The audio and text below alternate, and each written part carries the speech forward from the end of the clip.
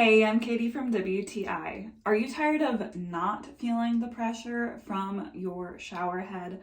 Well, I know that I was getting sick of it. I constantly felt like I still had soap in my hair. That's why I replaced it with this SparkPod shower head. It was so easy to do. All you had to do was twist it on. It also comes with Teflon tape though, so you can wrap that around to prevent it from leaking. I love the size of this shower head.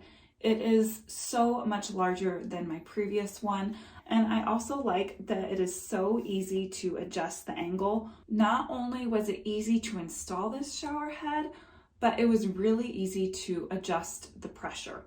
Now, when we first installed it, we just left the regulator in there that it came with. We decided that it wasn't quite strong enough. We were going to need something a little more powerful. So with the use of some tweezers, we pulled that little regulator out and put in the next level. This level was perfect. It felt nice and strong, lots of pressure. Now, if that wouldn't have been enough, there is another step that we could have gone that is simply just a mesh filter. So if you've been looking for that quick fix solution to low water pressure and so your hair can feel clean again, then check out this SparkPod. But that's just my point of view.